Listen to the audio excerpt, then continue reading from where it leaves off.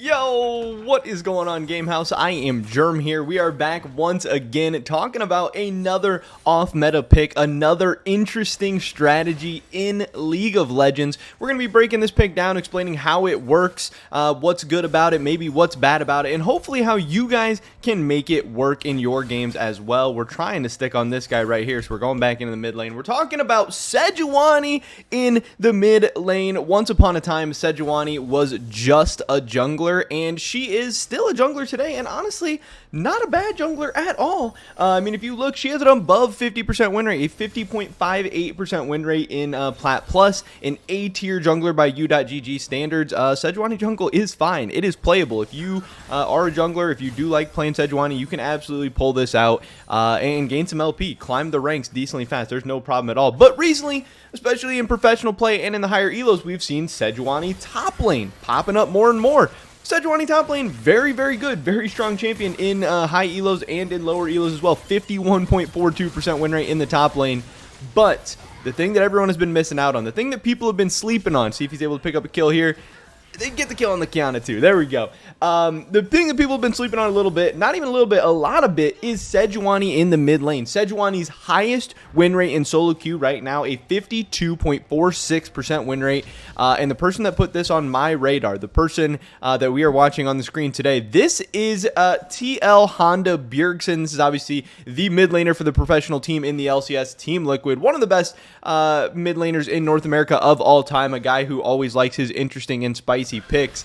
He's pulling out the Sejuani mid lane in solo queue. On this account, he is Grandmaster, so he's pulling out this in very, very high elo. If he can make it work in Grandmaster, I'm assuming most of us can make it work in our games as well. In this game, Bjergsen is going with TP and Ignite on the Sejuani in the mid lane. That is very, very standard for the Sejuani. That's what people like to go a lot on the Sejuani in the top lane.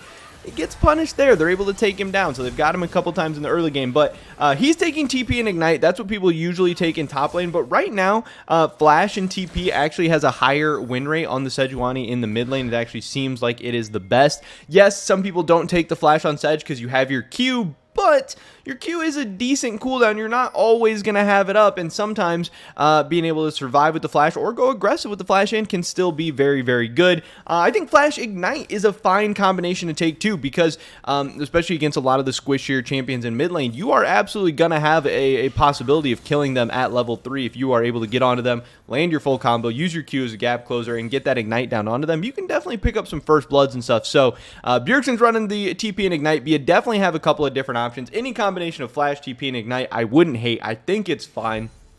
That's what we're talking about there.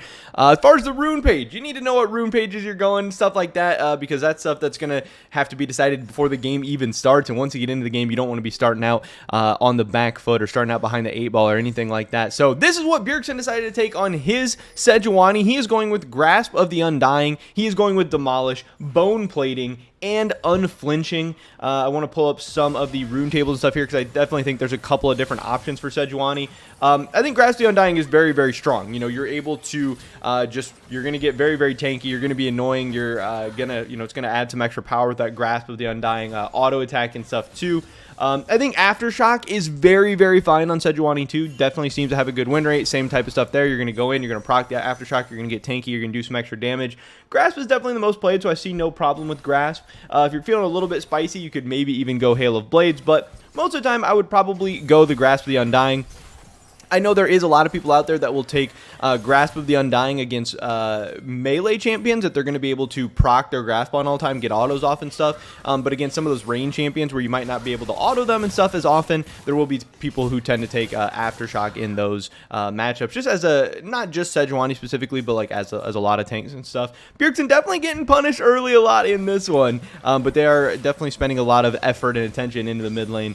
Demolish, really, really good, but Fonts of Life is also a great rune option on the Sejuani. Impairing the movement of an enemy champion marks him for 4 seconds. Ally champions who attack marked enemies heal for 5 plus 0.9% of your max health over 2 seconds. That's very, very good. You could absolutely go Fonts of Life. And then again, Bjergsen's going for Bone Plating. That is a good win rate, and then Overgrowth as well. Secondary, he's going Inspiration with the Biscuits and the Cosmic Insight. I don't really love that, if I'm being honest. There are some other good options out there like Transcendence.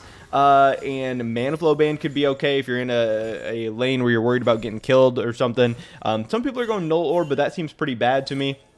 I think you could also go something like Taste of Blood and Ultimate Hunter. Seems to be pretty good on Sejuani as well. I don't know. I don't like the Biscuits Cosmic Insight. That seems a little bit weak, but that's what Bjergsen decided to go with.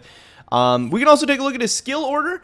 He started out with a point in Q at level 1, and then W, and then E. He's going to be maxing W, and then maxing Q second, and then finally maxing his E last. So that's what's going on there. And then as far as the build, just a pretty standard tank build here, but there are some different ways you can get a little spicy on the Sejuani. There are definitely some decent options. He's going straight into the Frostfire Gauntlet. He's going for the Lucidity Boots into the Frostfire Gauntlet. It's very, very good. You're going to be very tanky. And what's really nice about tanks in Season 12 is that Riot has decided that tanks aren't just tanks anymore. Tanks also do a ton of damage. Sejuani has, good base damages. He's going to do damage just enough. And then if you're also going to be alive, getting more procs of all your spells off, freezing more people, you're going to be so annoying, and you're going to do decent damage too, especially if you get so tanky and so unkillable that a lot of these assassins and melee fighters and even mages and stuff in the mid lane aren't going to be able to kill you. You're going to be able to do even more damage. Obviously, you have so much single target CC with your stun, with your E passive, or your E, active stun and stuff, and with your ult. You're just going to be really annoying. But yeah, Frostfire Gauntlet, definitely really good. Sunfire Aegis, also very strong in Sejuani if you are looking to go full tank. If you're looking to get a little bit spicier, you have some options, as far as like an Everfrost, something like that. Sejuani does have some decent AP scaling on some of her abilities. If you're looking to get a little bit more aggressive, Proto Belt can sometimes be okay as well. But yeah, in this game, Bjergsen doesn't make it very far. This is a short game, so he just gets the Lucidity Boots into the Frostfire. After that, you can go stuff like Frozen Heart, you can go Thornmail, you can go Winter's Approach, all going to be very strong. If you're ever looking for any more damage, Demonic Embrace can also be a fine item on Sejuani. Looks like some people are able to get away with Turbo Chem Tank as well. You do have some different options. You have Cosmic Drive and maybe even Zanya sometimes as being capabilities. Sejuani can really build any kind of combination of just full tank and a little bit of like AP fighter, AP off tank type items. It's going to depend if you're ahead. It's going to look if you're trying to win the game, if you're trying to carry, do damage, whatever. I would generally say though that the tank builds are going to be the strongest, and you are still going to do plenty of damage even with these full tank builds, just because of how tanks work in the game right now and how Sejuani just does a lot of damage too. It's going to be fine. So I would not be worried about that at all. Obviously, the main reasons why Sejuani is going to work in the mid lane is, again, there are so many champions with a million dashes that do so much damage. They're going around blowing everybody up. And you're Sejuani. You're just going to freeze them. You're just going to put them in place. You're going to be so annoying. You obviously have some ranged abilities too, like with your W, being able to clear the wave a little bit, being able to hit people from afar a little bit. Also, if you have a melee type jungler, being able to stack that Sejuani, stun passive on them and be able to freeze them up, you're going to be getting pushed in a lot, and that's going to make the enemies very vulnerable to ganks. The difference between Sejuani in the mid and top lane is that Sejuani has decent roams. If you're roaming around into jungle fights or bot lane and you're able to Q onto an AD carry and hit him with an ult or something like that, you can impact the map. You can get to those early dragon fights. You can get to that bot lane. So I think that is maybe some of the advantages that Sejuani mid has over something like Sejuani top, but it's still a lot of the same things. You are overall a decently strong laner. You have kill potential on some people. In the top lane, obviously, you're not going to be running into the squishy melee carries and mages and stuff as often. So Sejuani in the mid lane actually has a lot more kill pressure, a lot more kill potential. You still have all the CC, you still have all the utility. You're going to be strong in the early levels, and if you build some tank items, you're going to be able to scale up. And just like here, they're able to lock down the Aurelia, especially in the mid lane. It seems like you have a lot more of those outplayed champions and the montage champions that are just flying around trying to do a million things. You're going to lock them into place. You're going to be able to kill them. Your jungler's going to be able to kill them, whatever. And then you're still going to be scaling into an awesome tank, a team fight monster.